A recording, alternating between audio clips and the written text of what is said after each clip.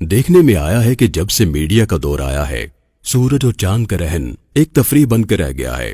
جوش و خروش سے اس کی خبریں نشر کی جاتی ہیں اور سورج گرہن دیکھنے کے لیے اینکیں فروخت کی جاتی ہیں۔ یہ بھی مشہور کر دیا گیا ہے کہ سورج گرہن کے وقت حاملہ خواتین اگر بیٹھی رہیں گی تو ان کے بچے پر سورج یا چاند گرہن کے اثرات ہو جاتے ہیں۔ اس بارے میں سائنس اور اسلام کیا کہتا ہے؟ یقیناً ہم سب یہ جاننا چاہتے ہیں۔ مدینہ منورہ میں ایک مرتبہ رسول اللہ صلی اللہ علیہ وسلم کے پیارے لخت جگر ابراہیم وفات پا گئے۔ اس وقت سورج گرہن ہوا تو لوگوں نے کہا یہ اس عظیم موت کی وجہ سے ہے۔ تب رسول اللہ صلی اللہ علیہ وسلم نے فرمایا سورج اور چاند اللہ کی نشانیاں ہیں جن کے ذریعے اللہ بندوں کو خوف دلاتا ہے۔ کسی کی موت کی وجہ سے انہیں گرہن نہیں لگتا۔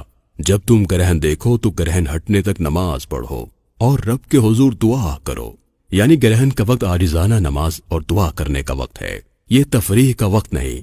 اہل علم کا کہنا ہے کہ ایسے اوقات میں اللہ کی پکڑ، عظمت اور کبریائی سے خوف زدہ ہو کر اللہ کے ذکر، دعا، استغفار اور صدقہ و خیرات کرنا چاہیے، خاص طور پر ایسے وقت میں جبکہ کورونا وائرس، ٹڈی دل اور سورج گرہن کی صورت میں مسلسل اللہ کی نشانیاں سامنے آ رہی ہیں۔ اللہ نے رات، دن، سورج اور چاند بنائے، چنانچہ ہر سیارہ اپنے مدار کے گرد گردش کر رہا ہے۔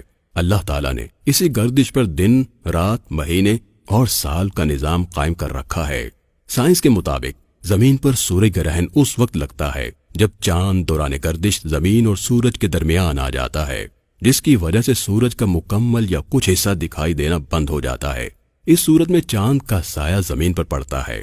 چونکہ زمین سے سورج کا فاصلہ زمین کے چاند سے فاصلے سے 400 گنا زیادہ ہے اور سورج کا محیط بھی چاند کے محیط سے 400 گنا زیادہ ہے، اس لیے گرہن کے موقع پر چاند سورج کو مکمل یا کافی حد تک زمین والوں کی نظروں سے چھپا لیتا ہے۔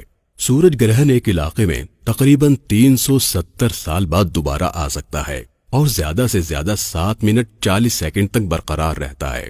البتہ جزوی سورج گرہن کو سال میں کئی مرتبہ دیکھا جا سکتا ہے۔ 22 جولائی سن 2009 کو 5.5 گھنٹے پر مشتمل سورج گرہن 21ویں صدی کا طویل ترین سورج گرہن تھا، جسے پاکستان، بھارت اور چین میں دیکھا گیا۔ اس قسم کا طویل سورج گرہن 123 سال بعد یعنی 2132 عیسوی میں دیکھا جا سکے گا۔